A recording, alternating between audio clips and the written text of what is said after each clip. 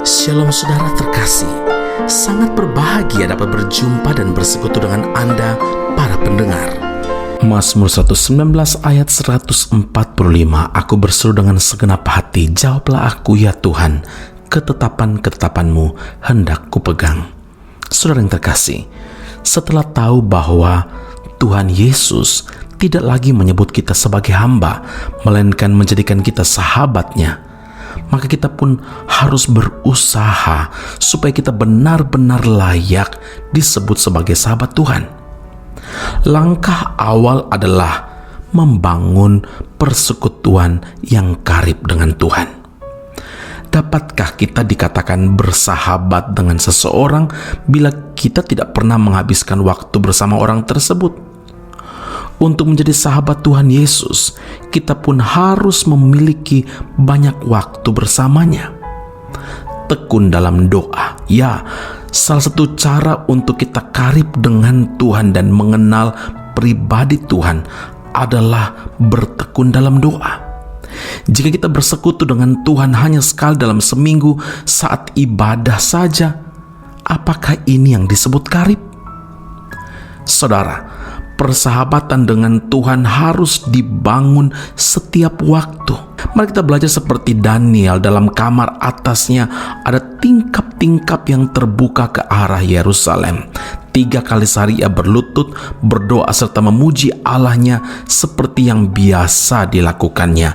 Daniel 6 ayat 11. Artinya begini saudara, berdoa yang dimaksudkan bukan sekedar berdoa saat makan, setelah bangun tidur, atau saat mau tidur, tapi kita menyediakan waktu secara khusus, secara konsisten untuk Tuhan, bercakap-cakap dengan Tuhan, mencurahkan atau meluahkan isi hati kita kepadanya, memujinya, menyembahnya, dan juga mendengar suaranya seperti saat ini.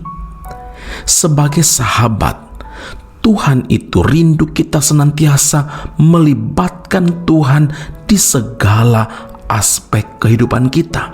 Karena itu, Dia pun menghendaki kita berdoa dengan tidak berkeputusan dan tidak jemu-jemu. 1 Tesalonika 5 ayat 17 berkata, tetaplah berdoa. Artinya, tidak ada waktu yang terlewatkan tanpa kita berkomunikasi dengan Tuhan. Selanjutnya adalah merenungkan firman Tuhan siang malam. Mustahil seseorang menjadi sahabat Tuhan tanpa mengetahui kehendak, tanpa mengetahui rencana yang tertulis di dalam firman-Nya.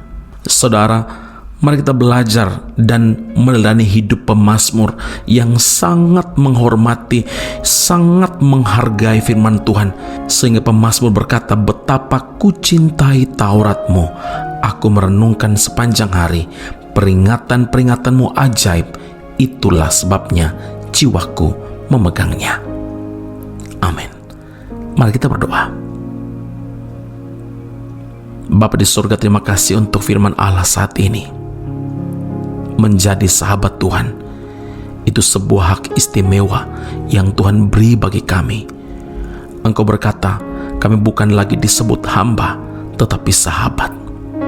Tetapi menjadi sahabat sejati, kami harus memiliki hubungan yang erat, hubungan yang karib dengan Tuhan. Dalam keintiman dengan Tuhan, kami dapat berdoa, kami dapat merenungkan firman Tuhan.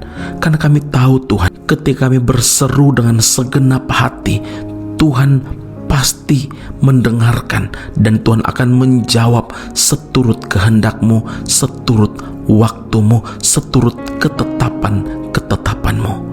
Terima kasih Tuhan Yesus, firman Allah hari ini mengajar kami untuk memiliki waktu yang konsisten, bersekutu, bersaat teduh dengan Tuhan. Tetapi bukan hanya itu, hari-hari kami, jam demi jam kami tahu Tuhan, bahwa kami dalam penjagaan Tuhan, kami dalam hadirat Tuhan, kami dalam penyertaan Tuhan yang sempurna. Karena itu kami tidak boleh melewatkan satu detik pun, satu second pun untuk melakukan hal-hal yang bertentangan dengan Tuhan, yang bertentangan dengan firman Tuhan. Sebaliknya, kami mau merenungkan kasih kebaikan Tuhan sepanjang hari, seumur hidup kami.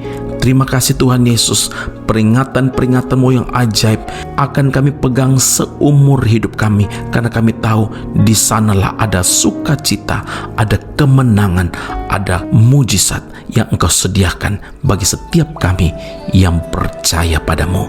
Dalam Kristus Yesus Tuhan dan Juru Selamat yang hidup, kami berdoa dan mengucap syukur kepada Bapa di surga. Haleluya. Amin. Tuhan Yesus memberkati Anda. Sampai jumpa. Keep on growing and never give up.